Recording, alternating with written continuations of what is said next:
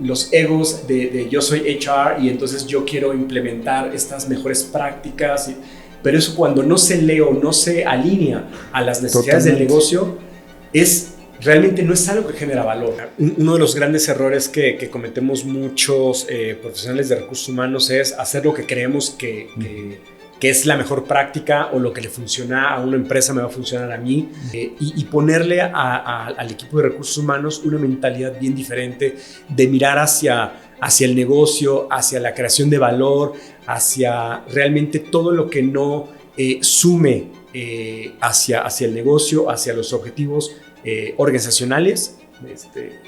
Ni siquiera es un nice to have, o sea, no hay que hacerlo. Primero lo que quería es agradecerte por aceptar la invitación de nosotros para participar de los Wellbe Talks. Y es un gusto tenerte acá, Miguel. Y antes de empezar los temas como más relacionados a RH, me gustaría preguntarte algo un poco más personal, ¿no? ¿Tienes algo de tu rutina personal que lo tienes que sí o sí hacer o influye mucho para que tengas un día productivo, una mañana productiva? ¿Hay algo de tus hábitos personales que digas, oye, tengo que hacer eso todos los días para sentir realmente que estoy empezando bien los días? Sí, totalmente. O sea, yo creo que no puedo arrancar el día o tener un buen día cuando no me activo de forma física, ¿no?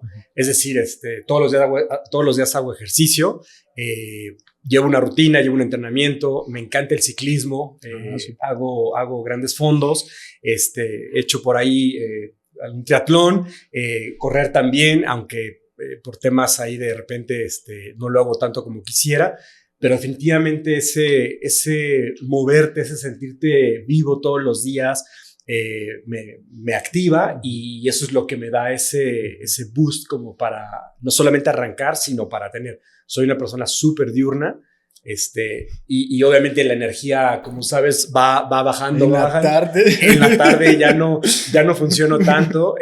Soy una persona que se duerme a las 10 de la noche, ya se me hizo tarde, porque a las 5 de la mañana todos los días me levanto y entonces arranco muy temprano, etcétera. Entonces, sí, cuando no tengo esa oportunidad, por ejemplo, los lunes, que es mi día de descanso, porque entreno de martes a domingo, entonces ese día sí siento como que, obviamente sí el descanso, pero necesito la necesidad, algo me faltó.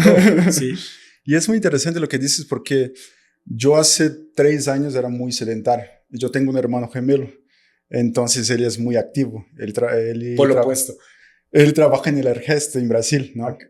Y obviamente la comparación con el gemelo siempre, ¿no? Y siempre que regresaba, como era esta comparación, oye, pues ya no te ves tan gemelo, ¿no? Y hace más o menos 3 años empecé a hacer ejercicios y yo siento como la energía el cambio de energía es brutal, ¿no? Y este año yo empecé a hacer algo diferente, ¿no? Yo de la nada dije, oye, pues yo siento que las noches para mí también igual a ti, yo no soy una persona muy nocturna, nunca he sido tanto, a pesar que muchas veces como me forzaba por situaciones del trabajo. Entonces este año decidí hacer algo diferente. Yo empecé a despertar muy temprano, ¿no? Igual como empecé a despertar a las 4 de la mañana. Wow. Entonces, porque yo sentí que llegaba en la casa como a las 7 y no era productivo ni con mi pareja, ni del trabajo, ni de vida personal. Entonces yo dije, entonces mejor descanso y empiezo un día nuevo, más temprano. Y para mí fue un cambio abismal porque es un tiempo de calidad para ti enorme y la gente subestima este tiempo de calidad porque nadie está despierta a esta hora, ¿no? Y al final tú sientes que realmente el tiempo contigo mismo para pensar sobre los desafíos, cómo lo vas a enfrentar el problema. No hay un desafío de tu trabajo que sea realmente grande cuando empiezas tan temprano así, ¿no? Sí. Entonces ya yo no me estreso tanto con el trabajo porque ya tuve tiempo suficiente para programar mi día, ¿no? Y si pudiera sumar algo, para mí todo eso se engloba en una cosa que se llama disciplina. Muchas personas que escuchan cuando les cuento esto me dicen, pero es que ¿cómo le haces, no? O sea, 5 de la mañana todos los días, mi esposa, de repente, oye, ya no, ¿no? O sea, es disciplina, o sea, y además es un hábito ya. El día que no lo hago, como te decía, me siento como que me faltó algo, pero incluso cuando te levantas, porque es muy cierto que no todos los días te levantas con las mismas ganas de hacer algo, pero cuando te levantas sin esas ganas y lo haces, eso realmente, y es repetitivo, para mí es disciplina, o sea, es yo saber qué tengo que hacer y que lo hago porque yo sé que hay un fin atrás de todo eso y que es estar bien, saludable, ejercitarme, cumplir con una meta, porque es el entrenamiento para lograr un fin, y es la preparación, etcétera. Entonces, y eso cuando tú lo llevas también al ámbito laboral, es lo mismo, ¿no? Es una disciplina el estarte haciendo consciente de muchas tareas, ¿no? Totalmente, totalmente. Y quería preguntar un poquito más, entendiendo tu carrera profesional, ¿no? Tienes muchísimos años, 25 años de experiencia en la parte de recursos humanos, pero me gustaría entender cómo empezó esa trayectoria, ¿no? ¿Qué te despertó o cómo fue la situación que decidiera realmente, oye, pues yo voy por ese departamento, me gusta? ¿Qué fue lo que te llamó la atención al principio cuando empezaste con la parte de recursos humanos, ¿no? La verdad es que puede ser causístico porque yo estudié media carrera de ciencias de la comunicación. Yo quería dedicarme al radio, a todo este tema de medios, como que me atraía la fotografía, etcétera. A la mitad de la carrera me di cuenta que no era realmente de lo que yo me quería dedicar o profesionalmente hacer. Y entonces se lo comenté a mi papá y pues hice el cambio a administración. Y mi papá en ese tiempo, y bueno, ya llevaba muchos años trabajando en recursos humanos en diferentes bancos, estaba como director de recursos humanos, y nada, fue como la oportunidad de, ok, llego ahí a aprender, no sé absolutamente nada, y te estoy hablando hace ya muchos años, como tú bien dices, computadoras, prácticamente había una para todo el departamento, y era todo hacerlo, como decimos acá en México, arrastrar el lápiz, y creo que el haber aprendido todos los procesos desde lo más básico y desde lo más elemental en cuanto a la parte sin utilizar ningún tipo de computadora o algo, me ayudó a comprender los procesos y nada, de ahí me empecé a enganchar. Obviamente empecé en la parte hard de recursos humanos, la nómina, un poco de selección, toda la parte laboral, etcétera. Y conforme fue pasando el tiempo, pues me iba metiendo un poco más a funciones más soft. Yo me puedo considerar una persona que viene de la parte hard, compensólogo, me encantan los números, me encanta, así como tú como ingeniero. Sin embargo, cuando empecé a entrar un poco más a la parte soft de recursos humanos, me di cuenta que no solamente me apasionaba, sino que cuando lo mezclaba con la parte de compensaciones, es realmente, es un momento donde realmente puedes conectar muy bien tanto la parte soft y le integras factor de la parte de compensación o beneficios, etcétera, y potencializas muchísimo lo que puede ser una estrategia completa, integral de lo que es HR, ¿no? Qué interesante, porque dices como tenías un perfil a lo mejor más numérico, entonces, y fuiste con esta parte soft, ¿no? Y eso te hizo un diferencial único para tu perfil, ¿no? Exactamente, y justamente parte dentro de mi carrera, en algún momento a alguien que era un líder de donde yo trabajaba, me invitó justamente a hacer un pivoteo de área y me moví al área, al negocio, ¿no? Estuve como responsable del área comercial en 2 unidades de negocio fuera de México, en Colombia. Estuve unos años allá y después de haber estado un año como responsable del área comercial, me dieron la oportunidad de estar al frente de esas 2 unidades de negocio ya como director general. Entonces, viniendo de recursos humanos con un mindset bien diferente, ponerte al frente del negocio, conocer, aprender, abrirte a cosas que no estás acostumbrado a hacer, y entender también, ¿no? Porque aunque la parte financiera la traía bien puesta quizá en cuanto a la parte numérica, hay muchas cosas que no conoces desde el negocio, en la parte de atrás, ¿no? Pero cuando estás en el front line, pues ahí te das cuenta de que el negocio se mueve bien diferente. Y eso es justamente parte de lo que ahora, después de que regresé a la parte de recursos humanos, creo que esta mentalidad de siempre estar viendo hacia el negocio, cuáles son las necesidades, dejar un poco los egos de yo soy HR y entonces yo quiero implementar estas mejores prácticas, pero eso cuando no se lee o no se alinea a las necesidades del negocio, realmente no es algo que genera valor. Porque todas las áreas al final vienen para servir el negocio, ¿no? Y se me hace bien interesante esta tu experiencia, porque yo siento que la innovación o los diferenciales ven justamente del encuentro de cosas que a lo mejor en el día a día es más difícil que se conecten o los perfiles no se conectan tanto así. Y por tener este perfil más numérico y después HR, después de haber liderado como esas unidades de negocio, creo que te hizo justamente único. Pero cuéntame más, ¿cómo surgió esta oportunidad, ¿no? ¿Cómo en este momento, cuáles fueron los factores? O cuéntame un poco más de la situación. ¿Cómo llegaste de HR a ser el líder de la unidad de negocio? Pues mira, te voy a ser bien honesto. En mi caso, fue algo que me empujaron de mi zona de confort. ¿Cuántas veces has escuchado de gente que dice, no, uno sale y uno se da cuenta? Y en mi caso no lo fue, la verdad. Fue alguien que me impulsó y me empujó. Fue una sacudida que fue de, oye, yo te veo este potencial, esta oportunidad te ofrezco, piénsalo.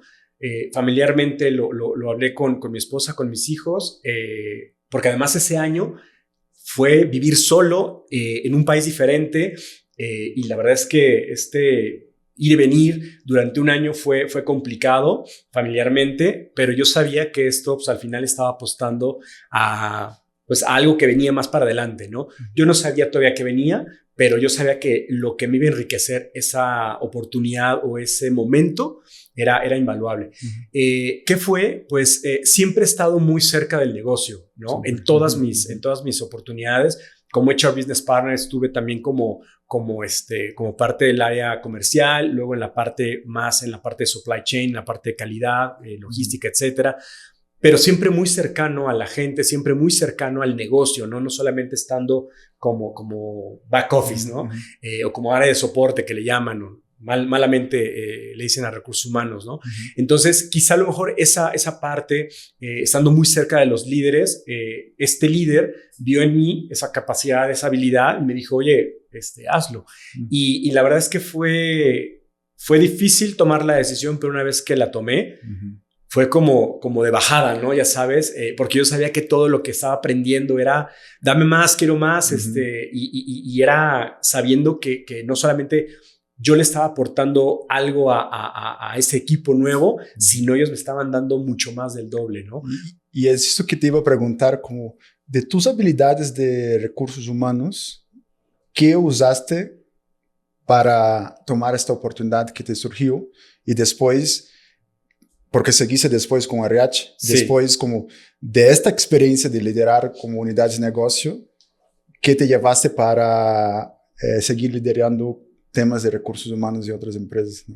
Mira, contestando la primera pregunta yo te diría que lo que yo me llevé primeramente es ofrecerle a ese equipo, porque recuerda que cuando tú llegas a un equipo nuevo de un área totalmente diferente al expertise que tú tienes, tú no sabes nada o sabes muy poco, ¿no? O la parte teórica o algo.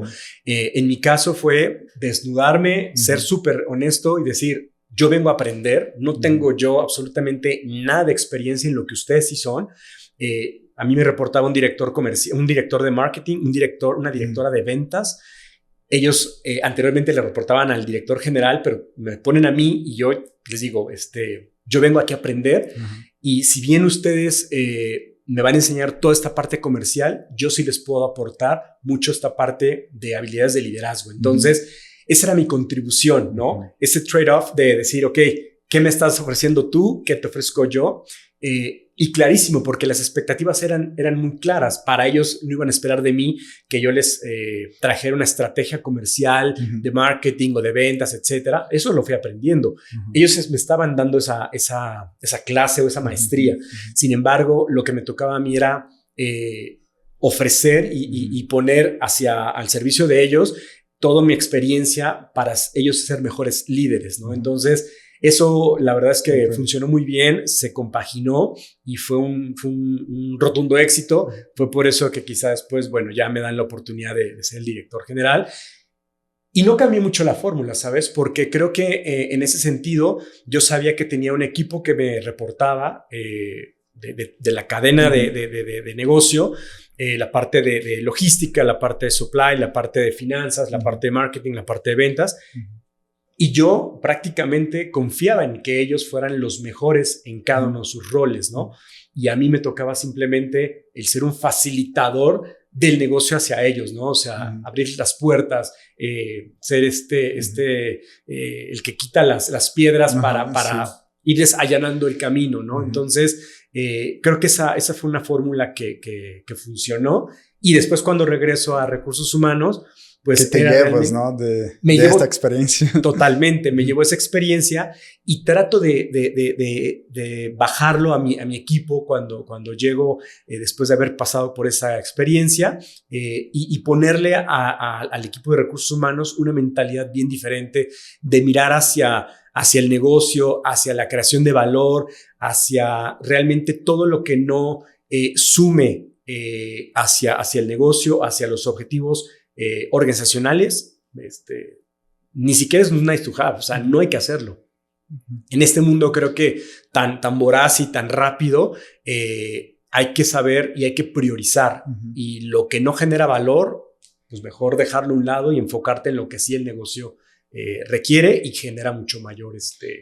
Y creo que es un asset muy importante para ti, porque ¿tú sentiste diferencia después cuando seguiste con la parte más de RH? La manera como te involucraban, como en las discusiones directivas de todo, porque no, ahora yo tuve la experiencia completa, ¿no?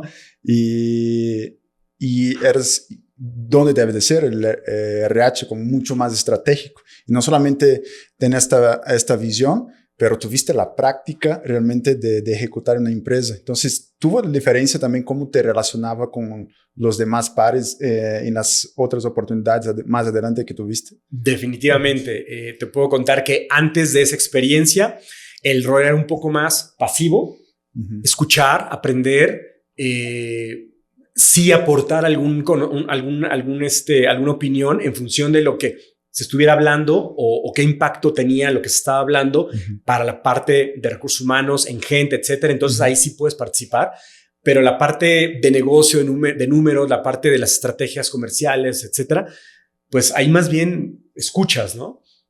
Ya después tú sabes que por lo menos ya tienes experiencia pequeña o conocimiento y entonces empiezas a ver ya diferente, ¿no? Ya te presentan un P&L y ya sabes qué significa, ¿no? Cuál es realmente cada uno de los componentes de lo que representa cada decisión desde el punto de vista de los dineros financiero. Y justamente es ese mindset que empiezas a hacer este shift de ser un profesional de recursos humanos tradicional a ser uno que realmente esté alineado y entendiendo el lenguaje propio del negocio. Del negocio. Y a mí me gustaría entender tu opinión o cómo haces para el approach, porque platicando con muchos profesionales de recursos humanos, muchas veces cuando se trata de beneficios que quiere implementar hacia los colaboradores, siempre surge la pregunta, ok, pero ¿qué impacto económico eso va a tener para mi empresa? Sea en rotación, sea en ausentismo, sea en retención de colaboradores. ¿Eso te ayudó de alguna manera? O cómo, más bien, ¿cómo lo tratas cuál es tu fórmula para crear un plan de beneficios hacia los colaboradores y justificar por qué tengo que comprar este beneficio, por qué tengo que tener ese beneficio para mis colaboradores, porque voy a tener mayor retención Y es un problema sumamente difícil porque no es una ecuación unifactorial, ¿no? Es como la sociedad, hay muchas razones que influyen en la retención, en la disminución del ausentismo, en la disminución de la rotación de la empresa. Pero, ¿cómo desde tu punto de vista, ¿no? Tu experiencia y a lo mejor más analítico, haces para justificar estos números de que no, tenemos que tener este paquete de beneficios porque eso nos va a ayudar realmente en la parte financiera, como dijiste, en pro del negocio? Primero que nada, creo que hay que escuchar.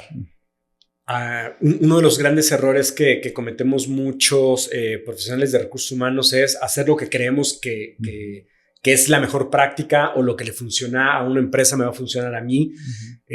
Primero que nada, creo que hay que escuchar, hay que preguntarle al colaborador qué quiere, ¿no? Partiendo de esa base y sabiendo de qué es lo que quieres, hay que venderlo, ¿no? Porque eso cuesta. ¿Cómo es lo que me ha funcionado a mí? Definitivamente, pues, de donde vengo, esta parte de vender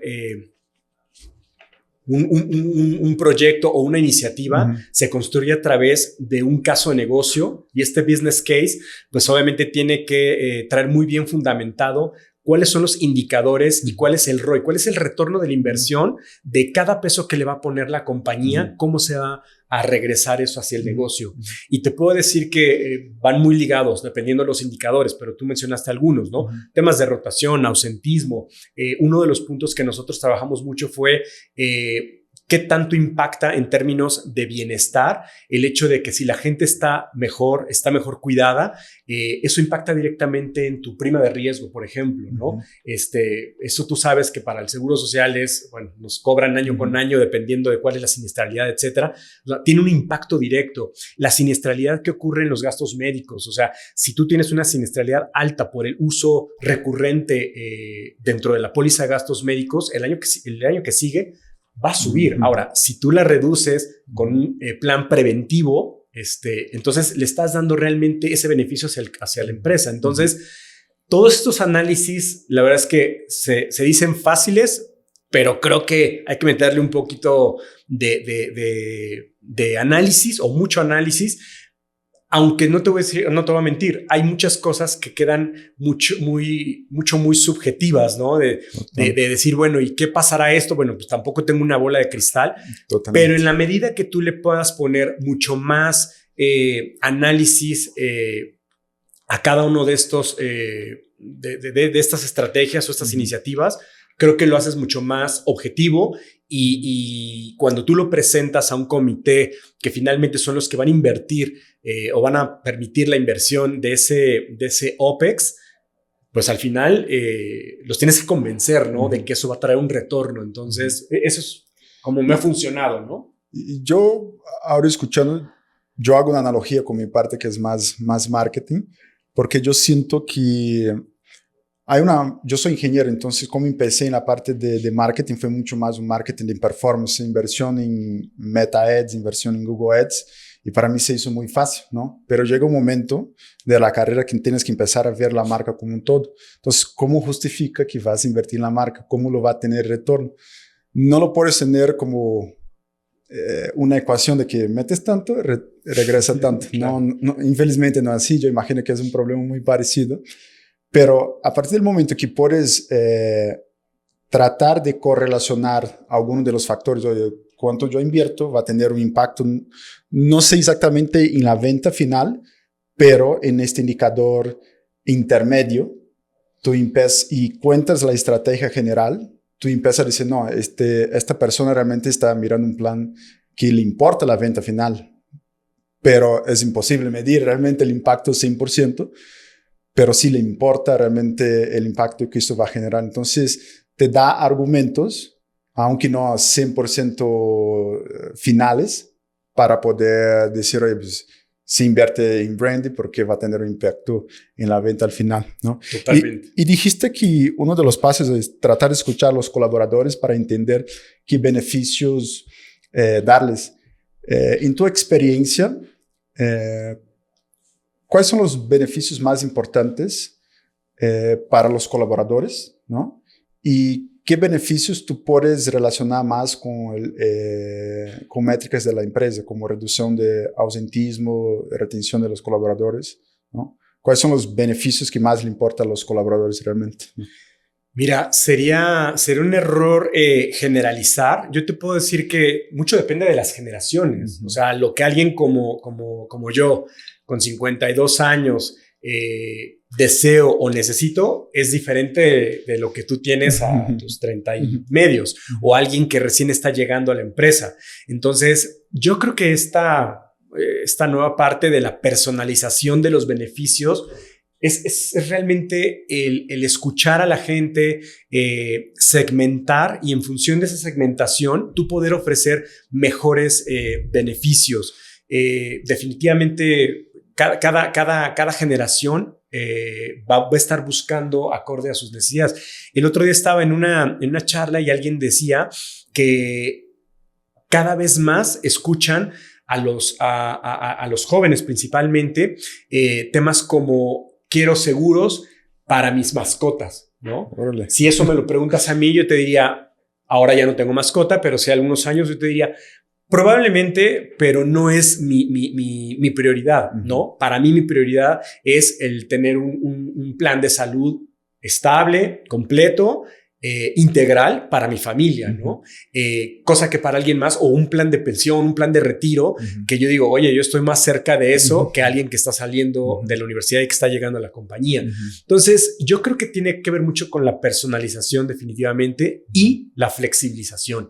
Y cuando hablo de la flexibilización es justo eso, ¿no? Beneficios flexibles, como por ejemplo el tema, hoy podemos decir que el trabajo híbrido es un beneficio que muchos, y no solamente una generación, sino también otros, agradecemos mucho, ¿no? Hemos visto cómo compañías han empezado a regresar mucho más a la parte presencial. Creo que es importante por el tema de la colaboración. Creo que para ello tiene que haber un porqué. O sea, ¿por qué quiero tener a mi equipo aquí?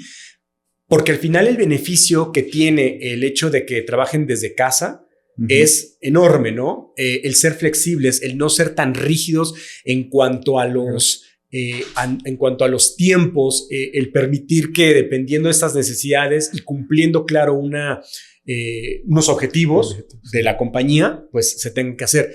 Eso también tiene mucho que ver con el tipo de cultura, ¿no? Entonces, entramos a muchos otros temas, pero creo que por ahí va, ¿no? Un tema de flexibilización y la parte de la personalización de los beneficios. Sí, es como otra vez, somos seres humanos, no hay una fórmula para todo. Tienes que escuchar y tratar de entender como algunos patrones, pero con la flexibilización te da esta posibilidad, ¿no? Totalmente. Y a mí me gustaría mucho escucharte acerca de un tema que es uno de los temas principales de Wellbe Talks, que es cómo crear equipos de alto rendimiento para las empresas, ¿no? Y antes de entrar 100% al tema, quería escucharte y darme tips, ¿no? Al momento de contratar, ¿no?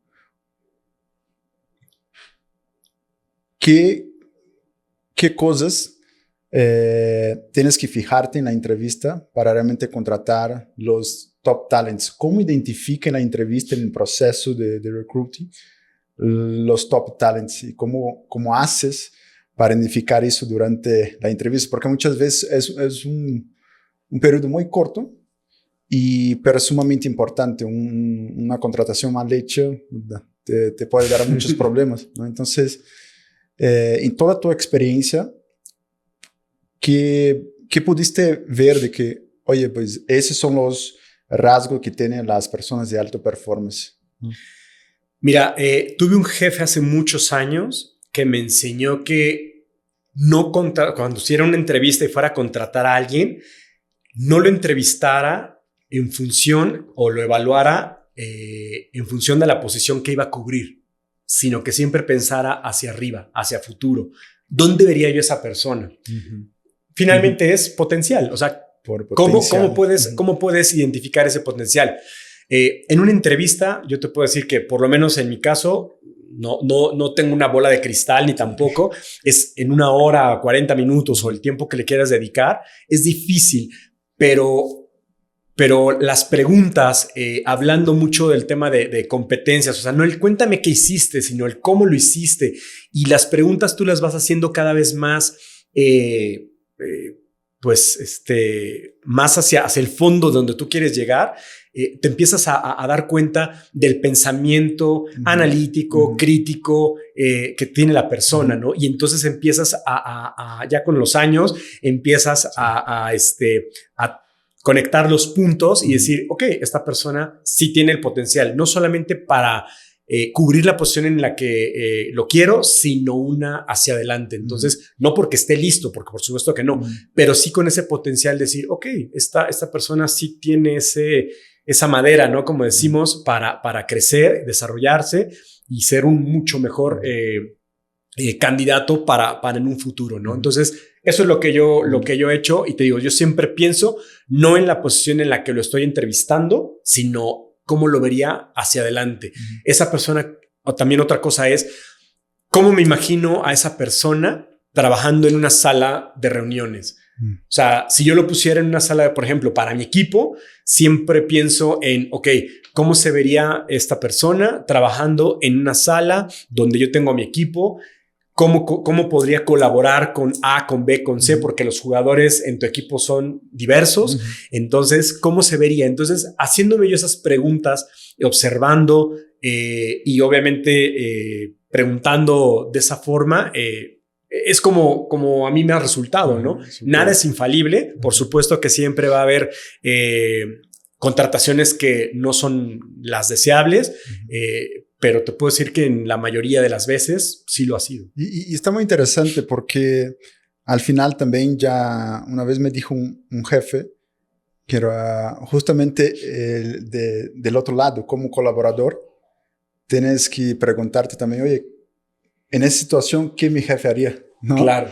Para realmente retarte, de decir, oye, pues yo tengo que siempre estar pensando en el próximo nivel, ¿no? Igual del otro lado de RH, decir, oye, pues ¿será que yo lo veo o podría ver un futuro con preparación a esta persona asumiendo un cargo más arriba? Totalmente, ¿no? Totalmente. Muy bien. Y en tu experiencia, ¿cómo qué distingue un equipo realmente de alto rendimiento a un equipo que solamente es eficiente, ¿no? ¿Cuál es la línea que separa estos equipos que pueden lograr cosas increíbles de un equipo que nada más está optimizado para hacer lo que se destina a hacer? Primero que nada, yo te podría decir que la diferencia es el líder, ¿no? O sea, un líder definitivamente cambia totalmente la dinámica del equipo y puede llevar a un equipo que trabaja y da los resultados, que entrega los resultados a un equipo de alto desempeño. Dos, esta mentalidad de no solamente entregar lo que se pide, sino también siempre tener algo más, extra más, y siempre estarse retando de una forma cordial. Creo que es algo que yo he visto mucho en los equipos de alto desempeño, que me ha tocado no solamente dirigir, sino también observar dentro de las organizaciones donde hay donde se retan, ¿no? Es muy válido el levantar la mano y decir, no comparto tu idea, y siempre con argumentos. Entonces, estar en constante dinámica de estar retando el status quo y pensar que, oye, y esta es la mejor forma realmente en la que lo estamos entregando. Ya tenemos un entregable final. Oye, ¿y esa es nuestra mejor versión o hay algo mejor? Cuando la respuesta es no, entonces perfecto. Entonces veamos cuál puede ser eso. Para mí creo que es eso, ¿no? O sea, el siempre estar cuestionándose si es la mejor versión de algo que estamos haciendo. Y ahí justamente va con el otro punto, ¿no? Estar en un equipo que realmente está todo el tiempo pensando cómo lo podría hacer mejor y no contentarse con lo que tiene. ¿Cómo haces para equilibrar esto con exigencia de estos resultados, con el bienestar de cada persona, ¿no? Porque también vivir en un ambiente como retador también puede ser muy desgastante, ¿no? ¿Cómo lidar esta parte de que tengo que ser mejor, mi equipo tiene que performar más con el bienestar realmente de cada uno de los colaboradores. Pues mira, es algo que definitivamente tiene que ir de la mano. Yo creo que, bueno, primero que nada, para mí el tema de la comunicación dentro del equipo tiene que ser importante, ¿no? Una comunicación clara, transparente, que se identifique cómo se está moviendo el equipo. Tú como líder tienes que ir identificando cuáles son esos momentos de donde se encuentra el equipo. Si es un equipo que se encuentra ya muy en el estado de burnout, o se encuentra súper motivado, o se encuentra en el piso porque pasó una mala racha, porque vino algo que los está afectando, etcétera. Entonces, yo creo que esa lectura es la que a ti te permite el ir suavizando, y acuérdate que nosotros como líderes finalmente terminamos siendo ese pushing back, donde pues tenemos que absorber muchas veces esos golpes de afuera, sí, para que no vengan golpes bajos o golpes que afecten la moral o afecten la integridad del propio equipo, ¿no? Entonces, en la medida que tú conoces este equipo y sabes cuándo y qué les duele o cómo motivarlos, yo creo que puedes sacar mucho provecho, en el buen sentido, de cada uno de los talentos del equipo, ¿no? Y una vez yo he escuchado que hay que tener presión, pero no tensión. Claro. Son dos cosas diferentes, ¿no? Como tienes que siempre te estar retando, pero tienes que estar tranquilo en un ambiente de que no estoy tensionado, que algo va a suceder, como o va a haber recortes, ¿no? Como tienes que tener la presión del día a día para ser un mejor profesional, para que saque más de tu equipo, pero no la tensión de que pues, muchas veces te bloquea en vez de realmente impulsionar tu equipo, ¿no? Y justo lo mencionaba, el tema de la comunicación transparente, ¿no? O sea, esta parte de la claridad, creo que habla mucho de eso, el cómo nos estamos dirigiendo al equipo, qué tan claros somos en nuestros mensajes, en nuestra comunicación. Eso ayuda muchísimo. Y otra cosa que quería agregar sobre lo anterior es, creo que también hay que entender que cuando el equipo está tensionado, hay que saber también cuándo es el momento de decir, hagamos un alto, ahora vámonos a algún lado, hagamos esto, encontrar justamente ya esos momentos como de descompresión, ¿no? Exactamente, y que también te ayudan mucho a la parte de la integración del mismo equipo, ¿no? El empezar a ver que somos un equipo que, como equipo conformado por personas, tenemos personalidades diferentes, no sabemos qué está pasando con uno o qué está pasando con otra, etcétera. Entonces, creo que eso también ayuda mucho al integrar más al resto de todos los miembros. La comunicación, te digo, abierta y transparente es súper importante. Y hay un tema también de que muchas veces hay situaciones que la empresa, justamente estábamos comentando antes de empezar esta plática, situaciones que la empresa está enfrentando un momento de más presión, ¿no? De cambios fuertes, ¿no? Y ¿tienes alguna práctica o algún framework o alguna dinámica que haces en esos momentos donde la empresa en sí está pasando por cambios grandes y lo tiene que volver más eficiente? ¿Cómo alinear todos los colaboradores hacia este propósito que a lo mejor en una situación normal no sucedería, pero oye, ahora sí hay una situación específica que necesito que el equipo esté junto, que necesito que el equipo realmente sea más eficiente, ¿no? ¿Tienes algún tips para ese tipo de situación? Yo creo que en mi opinión, otra vez regreso al tema de la comunicación. Principalmente creo que una buena gestión del cambio cuando ocurren este tipo de situaciones es importante, ¿no?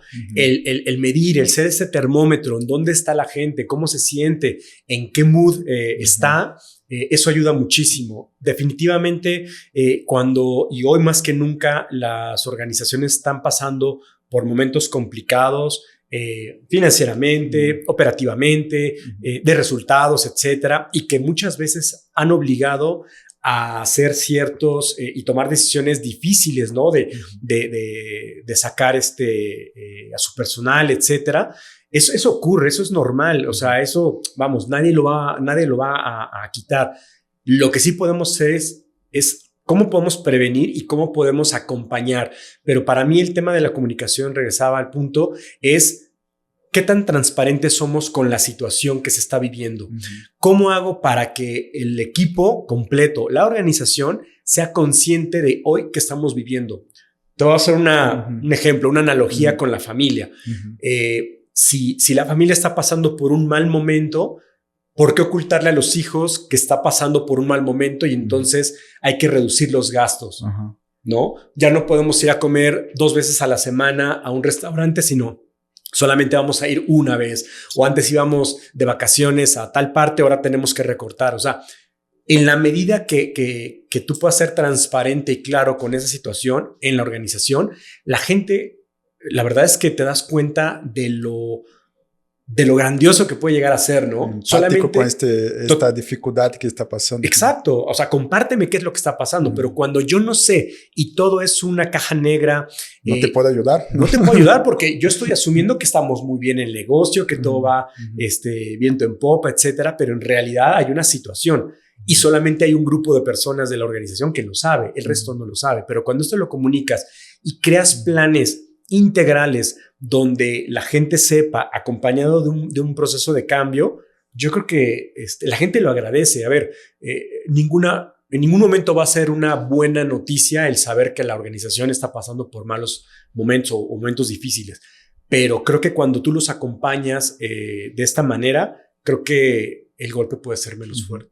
Y a mí me gustaría, hablando de procesos de cambio, ¿no? En tu carrera pasaste por momentos que pocas personas pasan, de merging and acquisition, ¿no? Y me da mucha curiosidad como escucharte cómo ha sido este proceso que ha enfrentado, ¿no? De una empresa comprando otra, qué desafíos tiene la empresa, ambas empresas, ¿no? Y desde el punto de vista de recursos humanos, ¿cómo la aborda ese tipo de situación? Mira, afortunadamente he tenido oportunidad en esta trayectoria de estar en varios procesos de adquisiciones, de ventas, etcétera, pero tengo uno muy presente que para mí es pues como que rompe un poco el molde. Donde yo trabajaba fue adquirido por una compañía a nivel mundial más grande, 2 o 3 veces más grande que esta compañía. Sin embargo, el negocio de México era una 10ª parte de lo que representaba el negocio en México. Es decir, el grande compró al chico, pero en México el chico compró al grande. Entonces, incluso desde la parte de la organización, el tamaño de negocio, las ventas, etcétera, te puedo decir que era una 1/4 parte o menos del tamaño.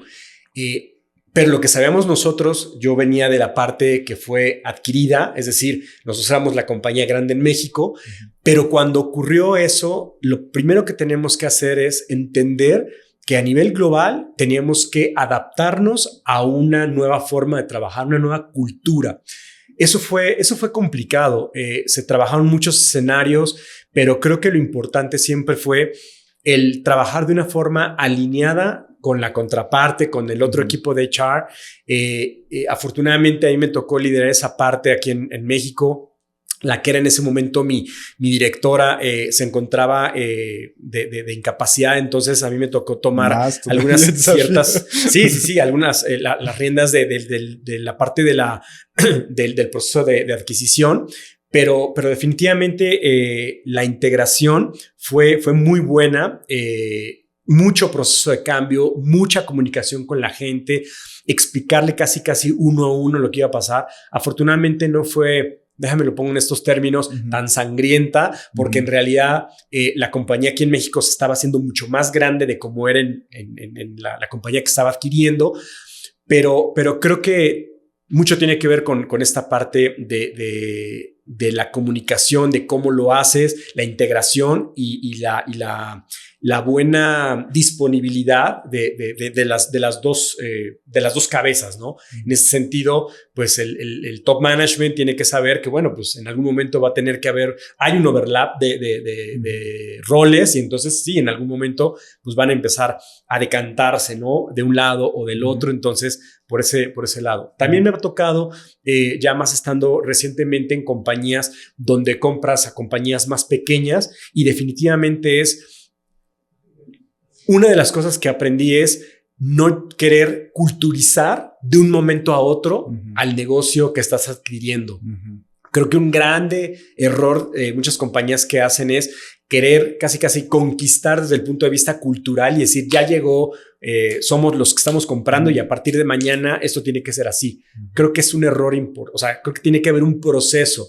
Sí, en algún momento se tiene que hacer ya unificación de la cultura, pero cada caso es bien diferente, ¿no?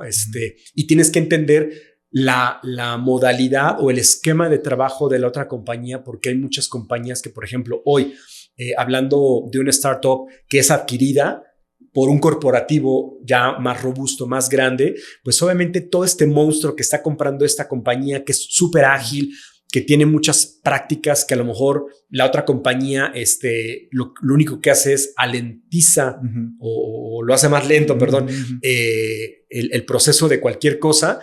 Tienes que ir con el ritmo, ¿no? Tienes que ir con ese flujo de cómo esa compañía, con esa startup, pues ha fluido, ha crecido, etcétera. Y entonces cuando le quieres meter muchas reglas, muchas cosas, las terminas tronando. Y créeme, me ha tocado ver ejemplos muy fuertes de empresas grandes que compran de repente startups y las tronan porque quisieron culturizarlas, quisieron meterles todo el camión, como decimos, y realmente las tronaron porque no era la esencia de esa compañía. Adelantar un proceso que lleva más tiempo, ¿no? Sí, es un tema de madurez.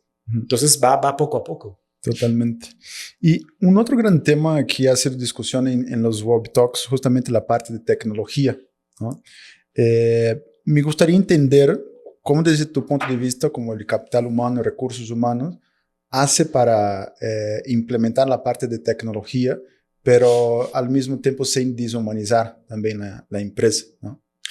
Mira, casualmente en los últimos años me tocó hacer una transformación digital de la compañía, principalmente del área de recursos humanos, y fue justamente empezar por atrás, ¿no? O sea, más allá de compremos un sistema, una plataforma y veamos qué es lo que mejor funciona, veamos internamente cómo está la gente, dónde está, cuál es el momento donde estamos, cuál es esta resistencia a lo que puede pasar, empezar a cambiar este mindset de un mindset análogo a un mindset digital. Esto es bien complicado, es más difícil de lo que uno cree, ¿no? Entonces, pero bueno, es ir comenzando por ahí. Y definitivamente desde la parte de HR te puedo decir que es una buena gestión del cambio con empezar a explicar a la gente cuál es el impacto que esto va a tener, siempre vendiendo los beneficios.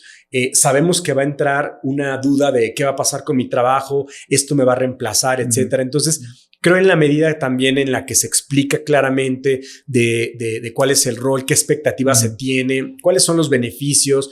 Y quizá a lo mejor entendiendo que la tecnología no necesariamente te va a quitar el trabajo, pero si tú no te adaptas a esta tecnología, seguramente sí lo va a hacer, ¿no? ¿Qué pasa con la inteligencia artificial?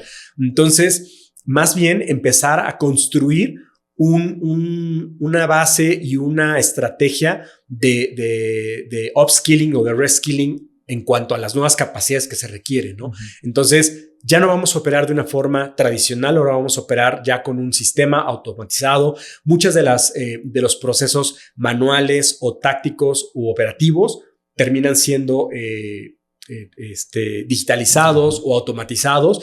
Y ese tiempo que la gente le dedicaba a esos procesos, pues ahora va a tener tiempo para dedicarle, uno, a la parte analítica, porque obviamente aquí entra mucho el tema de todos los datos que maneja recursos humanos están muy bien, pero ¿qué le estamos haciendo a esos datos, ¿no? Entonces, ¿cómo los ocupamos para nuestro beneficio, para poder ofrecer mejores soluciones para poder resolver mejor los problemas, para poder sentarte con el negocio y ofrecer diferentes puntos de vista mucho más estratégico y que ese equipo se dedique más a la parte de estar más cerca del negocio, más cerca de los líderes, etcétera, ¿no? Entonces, creo que esta parte de la transformación digital de lo que me ha tocado hacer tiene mucho que ver con eso, ¿no? Un cambio de mentalidad, el mapeo también de cómo se ve hoy tu proceso. Hoy tu proceso está mapeado para un proceso manual, para un proceso muy operativo. ¿Cómo se ve ese proceso digitalizado?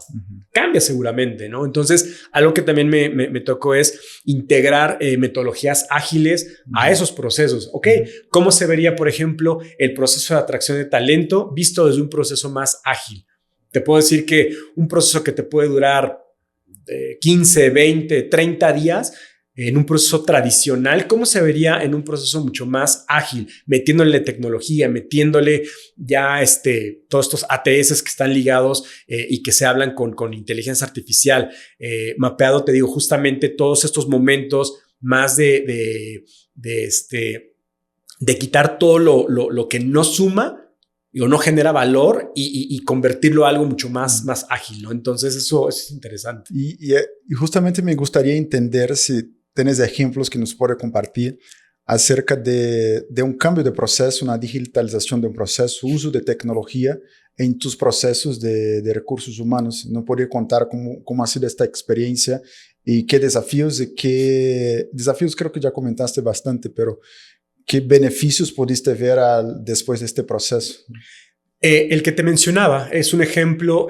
Nosotros me ha tocado hacer un cambio o un rediseño del proceso de atracción de talento. Lo hicimos primero como una prueba piloto. Esa prueba piloto lo hicimos para una unidad de negocio que era nuevos negocios. Y como nuevos negocios, pues te podrás imaginar ok, tenemos que contratar una posición. ¿Qué posición? Híjole, pues no sé cómo se llama en el mercado, pero creo que hace A, B, C, D. Entonces, bueno, desde elaborar una descripción de puesto que el hiring manager no tiene súper claro. Entonces, sentémonos, veamos, pedir mucha literatura a consultores, saber, oye, ¿cómo se ve esto hoy en el mercado, en otras latitudes, etcétera? Y empezar por ahí. Eso cambia totalmente, ¿no? Oye, ¿cómo vamos a evaluar esa posición? Si esa posición ya, una vez que lo tengamos, ¿cómo la voy a salir a buscar al mercado? Y entonces lo que hicimos fue ir mapeando cada uno de ese journey del proceso de atracción, desde que estábamos creando la descripción del puesto hasta la presentación de la oferta, ¿no? Temas como, por ejemplo, al momento de que integramos ya esta plataforma, esta solución tecnológica, ya con este ATS con inteligencia artificial, era, ok, los tiempos normalmente que se lleva un hiring manager pueden llevarse X número de días. Ok, lo tenemos que ir recortando para que el hiring manager solamente tenga ciertos número de días para poder contestar y nosotros poder darle mucho mayor flujo y más ágil. Cuando lo empezamos a probar, nos dimos cuenta que los tiempos se reducían muchísimo. Obviamente, como una prueba piloto y haciendo todos estos sprints, nos fuimos dando cuenta, prueba y error, hasta que le empezamos a dar y la verdad es que fue algo muy interesante el resultado, pero además muy enriquecedor el cómo aprendimos, ¿no? Cómo nos dimos cuenta de que sí se podía hacer esto con con un manejo diferente de como tradicionalmente harías una búsqueda. Entonces, creo que fue de esa manera, ¿no? Y dice también un punto que me hizo recordar las experiencias que tuve trabajando en empresas como de otro patamar de número de colaboradores. Cuando una empresa es demasiado grande, muchas veces empieza a tener, obviamente no por un tema que quiera ser burocrático, pero porque tienen ya muchos procesos, ¿no? Y muchas veces lo que veo es que mucha gente, al final trabajando con corporativos, tienen más miedo o una aversión a hacer cosas que pueden ir mal, ¿no? Porque todo tiene que ser perfecto, ¿no? Pero la innovación está justamente lo que comentabas, prueba, error, ¿no? ¿no? En tu experiencia, ¿cómo haces para cambiar la mentalidad de una empresa que a lo mejor no está tan acostumbrado con este tipo de interacción, ¿no? Pero a la vez también tiene que innovarse? Y yo entiendo, otra vez, no es un tema de que es una empresa muy burocrática, es como, si tu startup tuviera ese tamaño, te garantizo que también tendrías este tipo de problemas. Yo creo que no tiene que ver con el tamaño de empresa, pero sí tiene que ver con cuál es el rol que juega el top management o el CEO. Uh-huh.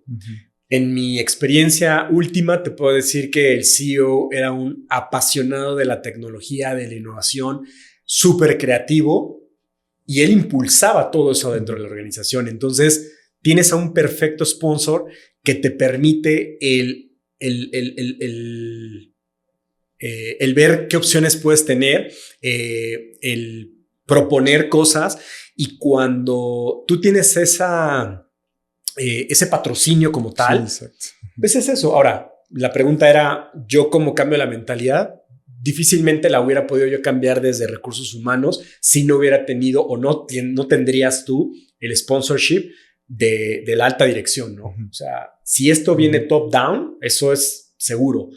Si hay alguna persona que quiera hacer el cambio, pues realmente, y si no tienes ese patrocinio o ese apoyo del equipo de liderazgo, muy difícilmente yo lo veo, ¿no? Entonces, definitivamente, no importa el tamaño de empresa, uh-huh, en mi opinión, tiene que ver más con ese apoyo, ese patrocinio y ese mindset que venga desde la cabeza hasta el último colaborador. Y es un punto interesante porque al final me tocó justamente vivir dentro de una empresa donde teníamos ese sponsor del alto liderazgo, pero muchas veces en el día a día era muy difícil, porque a pesar que teníamos esto, teníamos que ser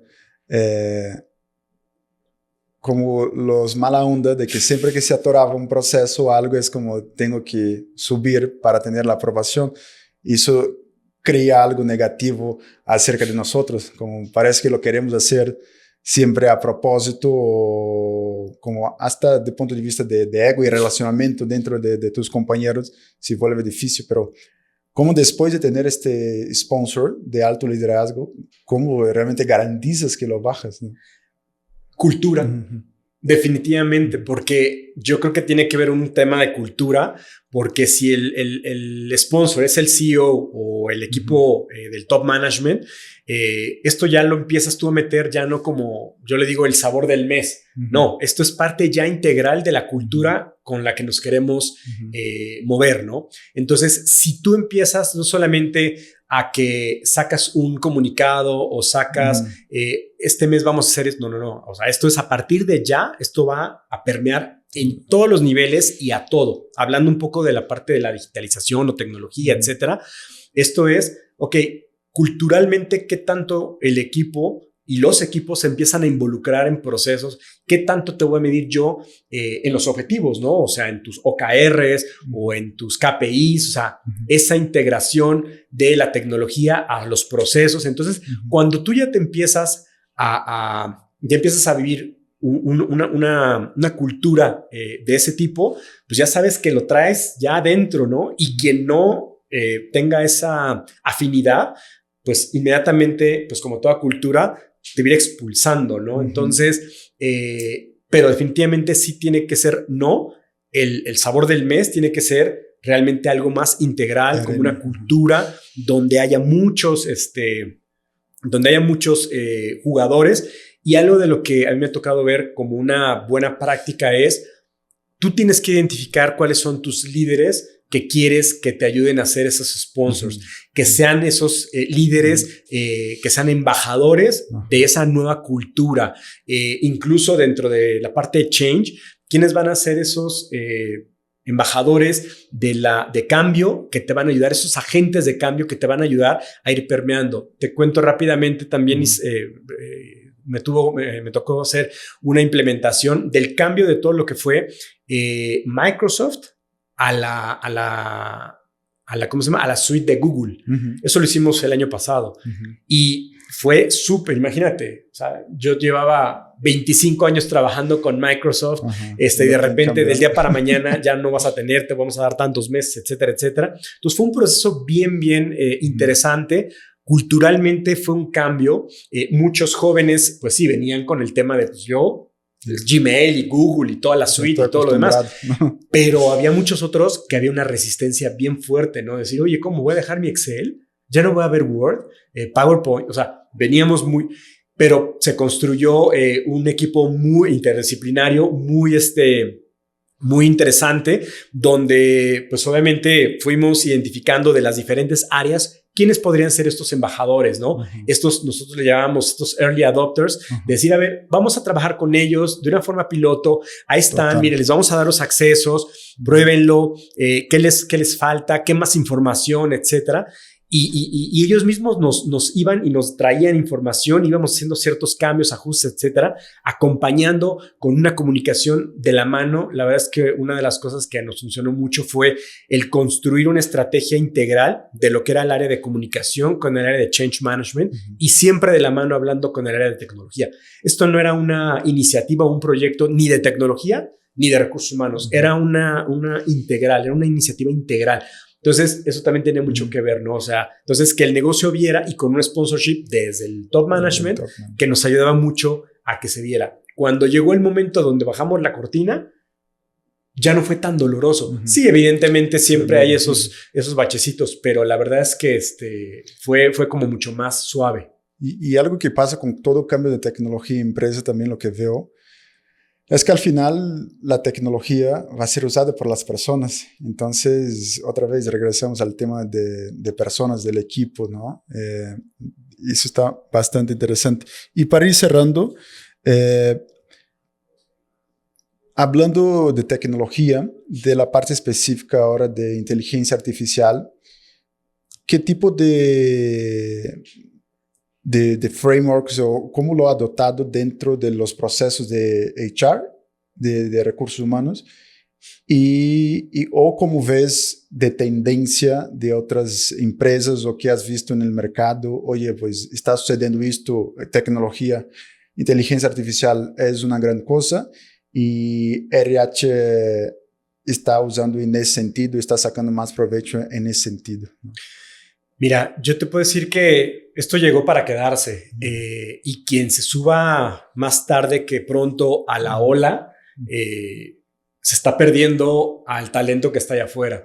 Definitivamente hay un tema de desarrollo de habilidades digitales que hay que hacer, pero eso lo tienes que empezar ya, porque si no lo estás empezando o ni siquiera lo tienes en tus planes, creo que es algo que no te va a ayudar, ¿no? Como organización.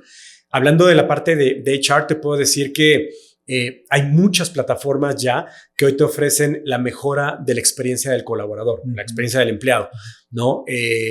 Particularmente a mí también me tocó hacer un deployment de lo que fue, más bien un previo, y el deployment ya lo estaban por terminar, de una herramienta que es justamente basada en inteligencia artificial para ver toda la parte del onboarding, desde el pre-boarding, onboarding, offboarding, a través de inteligencia artificial, tú poderte comunicar y recursos humanos poder tener toda esa data, incluso predictiva, ¿no? Donde imagínate, yo puedo saber que Israel en el día 1 de su ingreso a la compañía, yo ya le voy a mandar un mensaje en su WhatsApp donde él me va a contestar si le fue bien, le fue mal, si todo va bien a la semana, a los 15 días, si tuvo ya problemas con alguien, con su computadora, con su jefe, etcétera. Entonces hay una personalización de ese camino, de ese journey del colaborador en términos de onboarding, ¿no?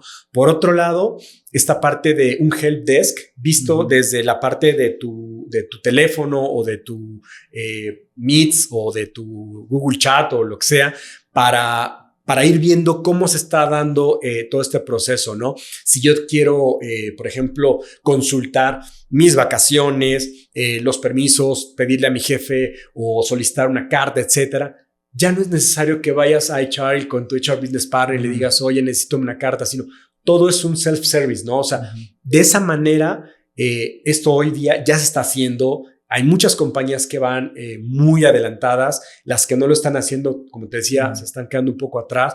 Finalmente es poner al servicio del negocio, de la gente, la tecnología, ¿no? Entonces, yo creo que esto va a ir avanzando muchísimo, muchísimo, y me toca participar de oyente en algunos foros, en webinars, etcétera, y escuchas historias súper, súper interesantes de cómo diferentes organizaciones ya lo están adoptando.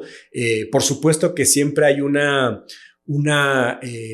proceso de adopción, pero cuando tú ya lo tienes ya como dentro de tu pipeline, dentro de tu estrategia, ya se quedó, ya llegó, y ahora ¿cómo apoyo al talento para entonces estar preparado, ¿no? Y hablaba hace rato de los skills o de upskilling o reskilling de nuevas capacidades. Entonces, pero creo que todo eso en función de qué mejor experiencia le puedo dar al empleado.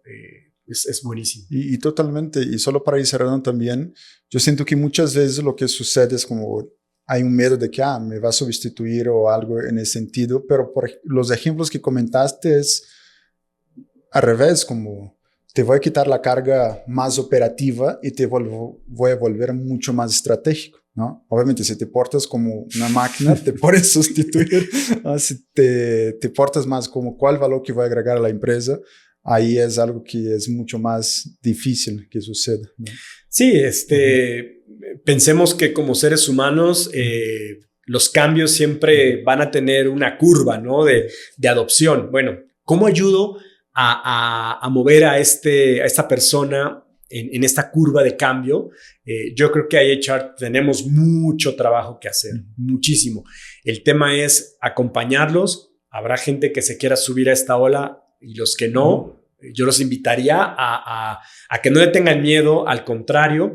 Y lo que sí creo es que hay también, debe de haber un acompañamiento muy, muy interesante de la tecnología, o principalmente del tema de la inteligencia artificial, hablando desde la parte ética o de cuáles son estos riesgos en términos del uso para el negocio, ¿no?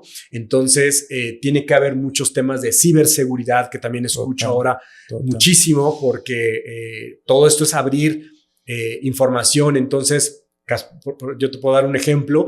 A nosotros dimos una capacitación muy fuerte, porque una de las decisiones de parte del CEO del negocio fue: tenemos sí o sí que empezar a utilizar la inteligencia artificial. Eso te estoy hablando, fue del año pasado. Entonces, pues realmente era de cómo lo haces. Y entonces para todo prácticamente ya tenías que hacerlo. Ahora, hubo un acompañamiento muy fuerte desde el área de tecnología, desde la parte de change, comunicaciones, etcétera, donde teníamos que decir, oigan, y la parte legal, por supuesto, donde decir, a ver, ¿qué se puede y qué no se puede hacer? Sí, como compañía pública, y seguramente muchos trabajan en compañías públicas, que la información no es, vale la redundancia, pública, y no la puedes compartir, porque lo que pones ahí ya no es tuyo, es parte de la red, es parte de la comunidad, ¿no? Entonces, tienes que tener mucho cuidado con qué estás compartiendo. Y también la otra, lo que te decía, la parte ética, ¿no? ¿En qué momento tengo yo que evidenciar que esa información proviene de una inteligencia artificial y no necesariamente de yo como creador de ese contenido? Entonces, estamos, creo que en un momento donde todavía hay muchas cosas por descubrir. Disruptivo, incluso en estos de problemas éticos, de que será que sí, será que no. Estamos como muy como bebés en este mundo todavía. Totalmente. Súper. Muchas gracias, Miguel. No, al contrario, un gusto aquí charlar y bueno, pues la verdad es que me quedo con un muy buen sabor de boca al saber que pues bueno, están haciendo ustedes este tipo de momentos de compartir y de invitar a personas que quieran ahí compartir experiencia y todo. Entonces, muchísimas gracias.